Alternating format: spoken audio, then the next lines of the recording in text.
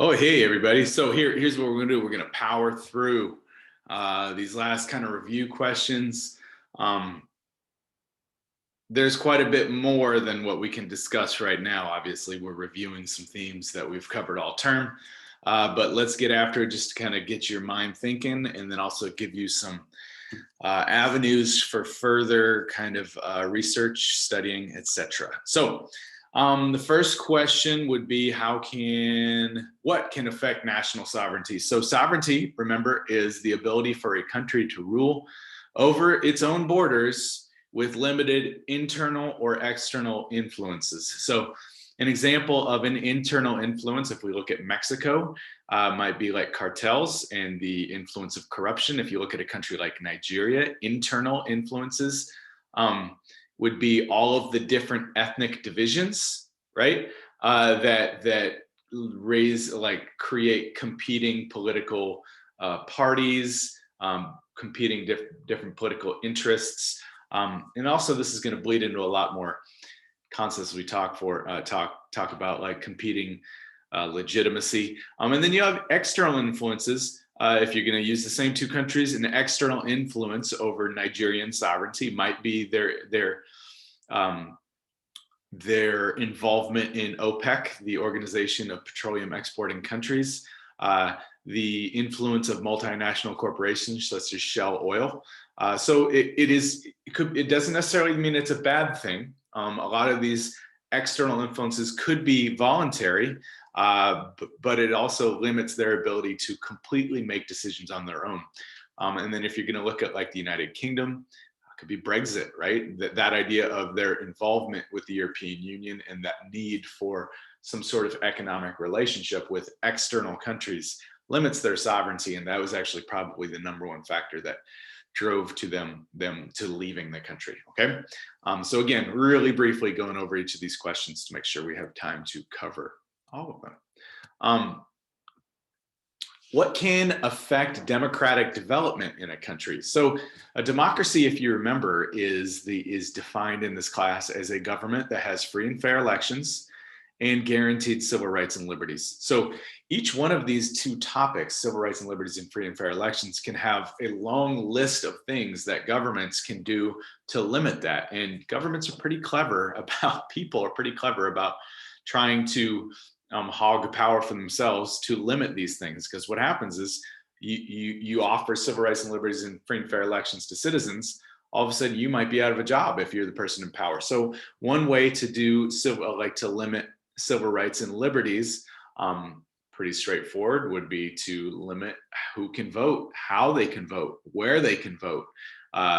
You can say different ethnicities have different abilities. You can say, like in Russia, if you're going to look at ethnic minorities that live in certain part of the countries, you can limit their ability to participate in the government.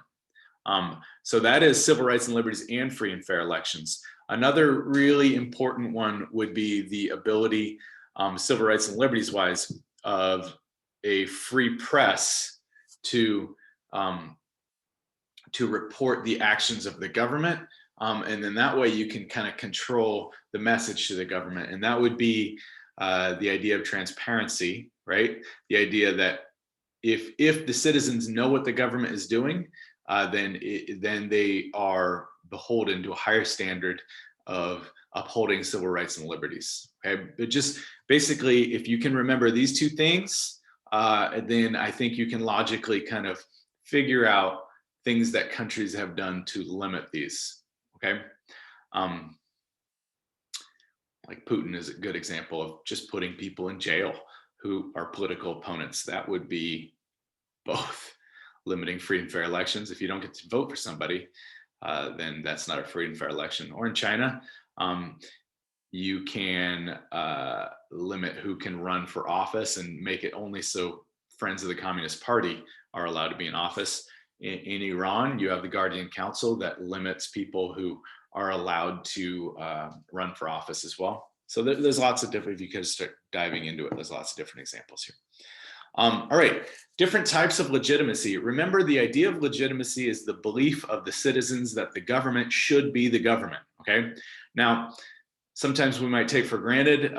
The concept of legitimacy, actually, there's never been a bigger questioning of the legitimacy of the United States government than more recently when you see a armed group of people that storm the Capitol because they believe, now regardless of the facts support it or not, that that government was illegitimately elected, right? So the idea of legitimacy actually has nothing to do with fact.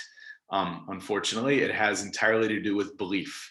And legitimacy can be based on one of three things: traditional legitimacy, people believe the government is the government, not necessarily who's in the government, but the system, because it's the way it's always been. Think about the United Kingdom in that way. Like you have this, gradualism, this 1,000-year-old country that has built on a rule of kind of this tradition, and people don't really question it because, hey, it ain't broke, don't fix it. And then you have this rational legal legitimacy, the rule of law, usually based on a constitution or written laws that are rational laws that people follow, and they follow because they understand the order of society that this rational set of laws creates.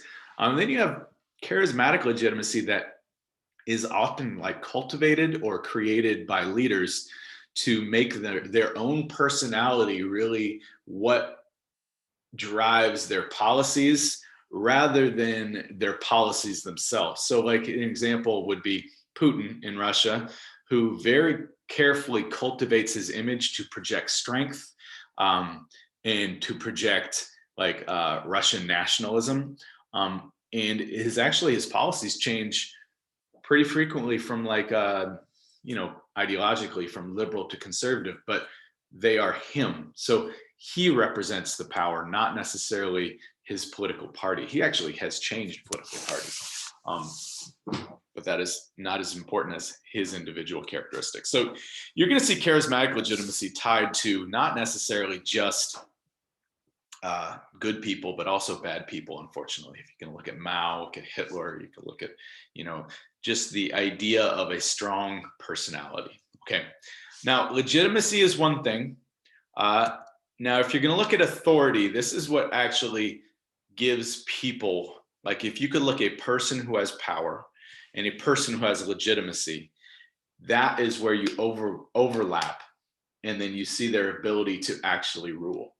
People's belief they should be in charge, and then the ability to be in charge. Okay, so sometimes you might have a leader who has legitimacy but doesn't win an election, right? And so they don't have authority. So the power would be in a democratic system winning an election, and then the legitimacy, that is basically how you get authority and the ability to do what you want. Okay. There are plenty of people who have legitimacy, but don't have any authority to do things because there is no, legal justification for it. Okay, now we're plowing right along here. Different fundamental systems between parliamentary and presidential. You can look at, in this class, we have semi-presidential and a few clearly presidential systems. So if you're going to look at presidential systems, Nigeria is a presidential system. Mexico is a presidential system. Russia is a semi-presidential system. And then Iran and China are also semi-presidential. So let's look at Nigeria and Mexico as really the best examples of presidential systems. They have separately elected executives, and that executive is a dual executive, the head of state and the head of government. So that means they have a legislature, an executive, and these are both elected by the people, right? They usually have a bicameral legislature. It is not necessarily a requirement of a presidential system because, there's like, I guess of a presidential system, it would be, if it were not bicameral, it might be considered semi-presidential, but yeah. So that is like basically the most fundamental thing, is how the executive is chosen. In a parliamentary system, the executive is chosen by the legislature. They are actually voted in as a member of the legislature, and then the legislature votes to choose the head of the government, right? And so you don't vote separately for the prime minister. You vote for your member of parliament, and then the United Kingdom's the best example of this, and then the parliament chooses the prime minister.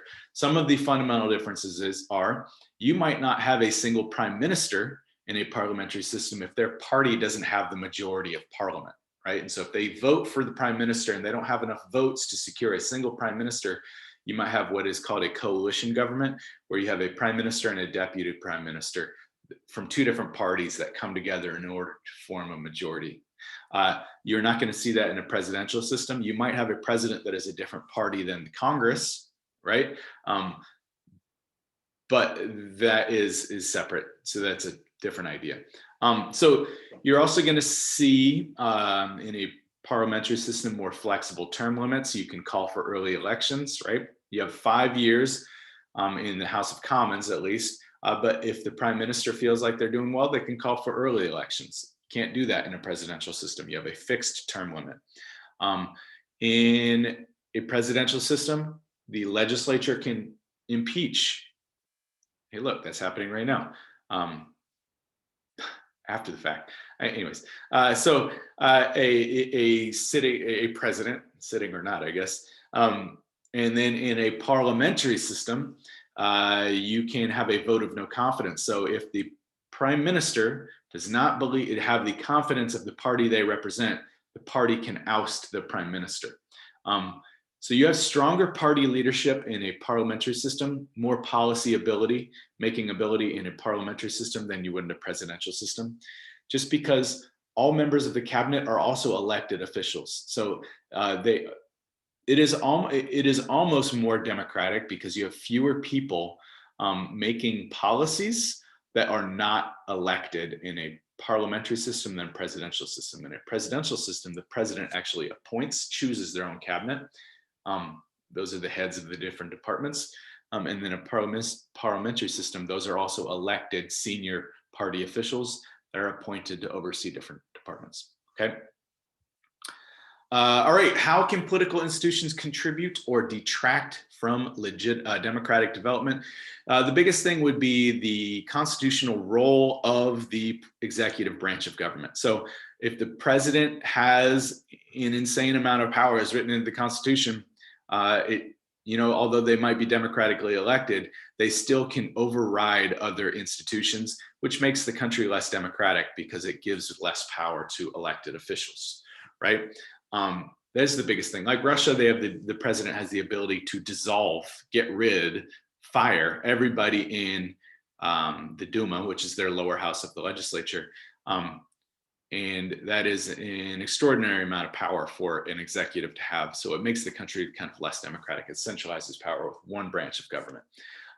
Another thing would be the informal power in a country. So if if a country has theoretically democratic leadership, like a democratic institutions, but it doesn't run democratically because of informal power, like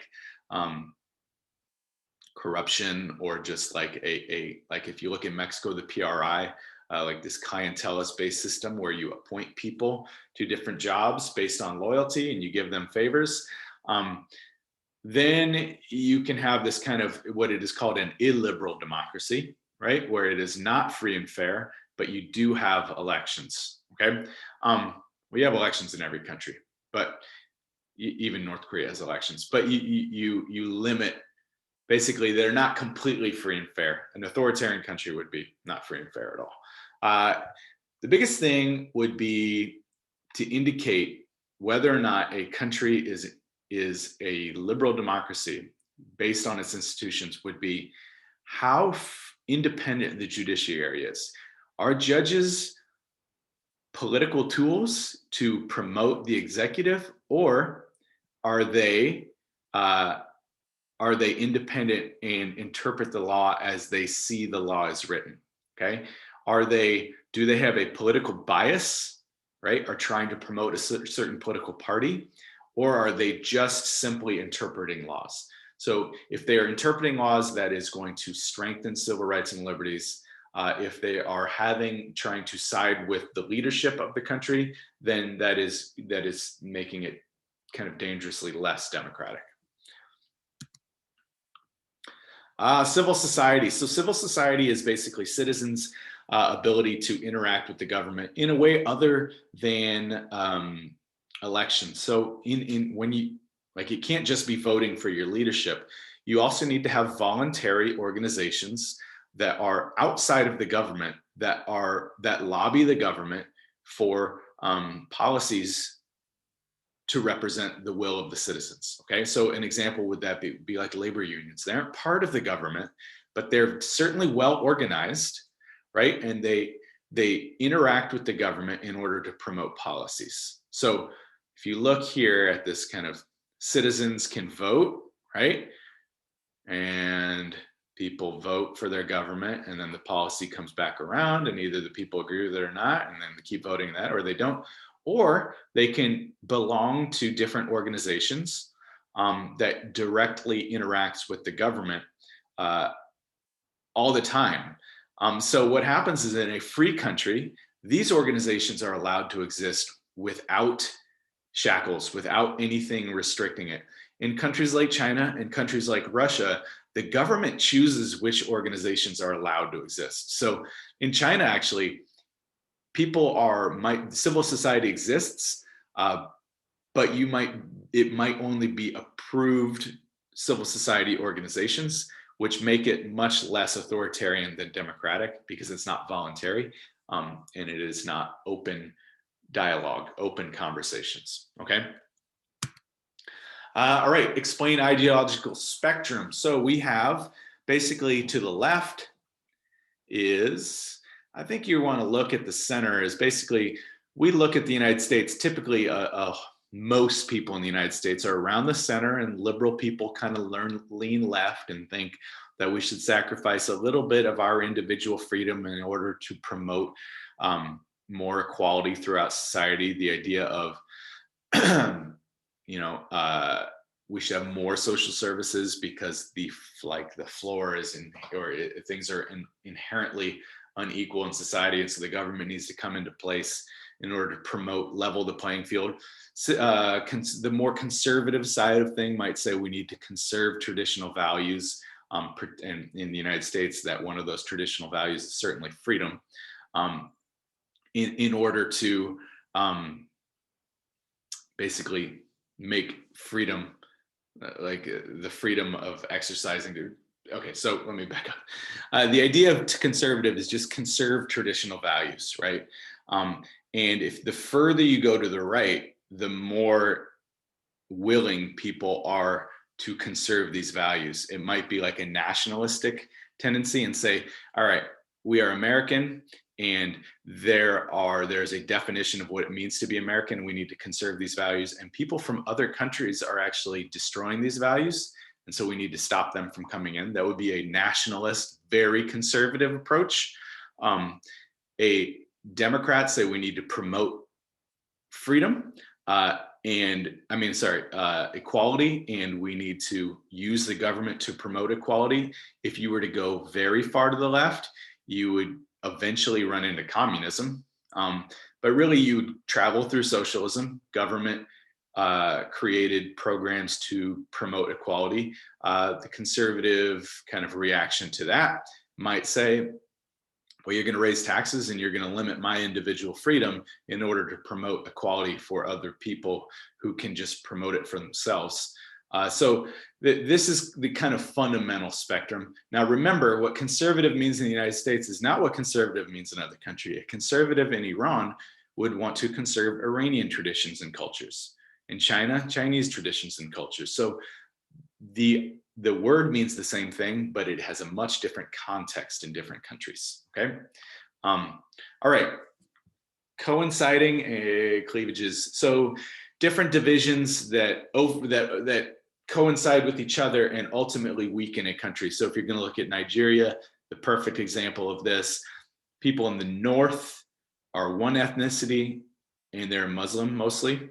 Okay, people in the south are different ethnicity and Christian. So you have all of these divisions: region, religion, ethnicity. None of them line up, right? And so these are all coinciding cleavages. They make society less. They make it so people in different parts of the country have less in common with each other, and a bridge, right, that they might come together on. Okay. A cross-cutting cleavage would be that bridge. So, like in Iran, you have multiple ethnicities, if you were to look up here, but pretty narrow religious affiliation, right? 90% Shia, 98% Muslim, but only 60% Persian, which is the highest ethnicity. Okay. So that would be a cross-cutting cleavage that actually strengthens society. So you might have people of different ethnic backgrounds, but they have a religion in common. And this could be something that they could see as something that brings them together, rather than like Nigeria, where typically divisions tear people further apart. Okay. Every country has these. You can look back and figure out what they are. All right, what can cause political change in a country? What attitudes towards change are there? So there's three types. This goes way back. This is one of the first things we did in this class. Reform, revolution, and a coup. Reform would be change from within the government. Revolution would be tearing down a government and creating a new government by a popular revolt. And we've looked at quite a few revolutions. And then a coup would be usually a takeover by the government, but usually the military, a small group of people who are trying to subvert, take over a government, not through democratic means, not through a revolution or a civil war, but actually just try to kind of sneakily take over a government. Usually the military just kind of rolls in and says, hey, we're in charge. We are the military. Actually happened in Myanmar 2 days ago. And Nigeria is a great example of coups. We've talked about that quite a few times. And this is all related, right? You have legitimacy. You have people who say, hey, the military has authority because they have power and we think they should be in control. So they are in control, right? And then to get back to it, Nigeria is becoming more democratic because legitimacy is actually, ironically, now the president used to be a military dictator. So the legitimacy is with the individual, but now they're democratically elected rather than through a coup. And then you have different reactions to or attitudes towards change.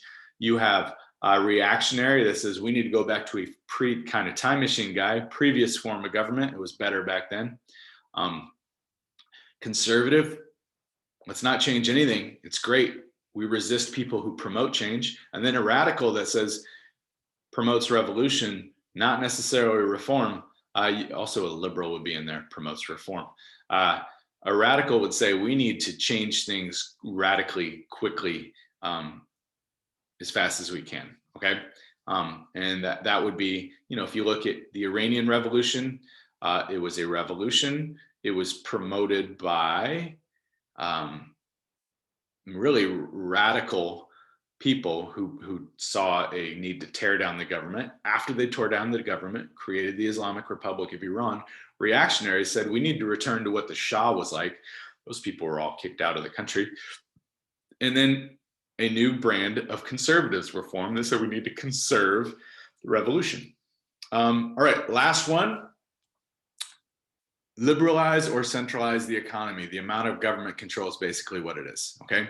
So a market economy, control of the economy is completely with citizens. A pure market economy, prices are set by citizens, not by the government, okay? The more you have command of the economy, you could also call this a liberal economy, right?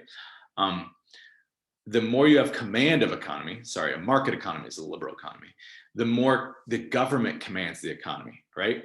So if you were to look back at ideologies, communism is the complete command economy. The government controls everything to do with money. So much so, like a purely communist society wouldn't even have money.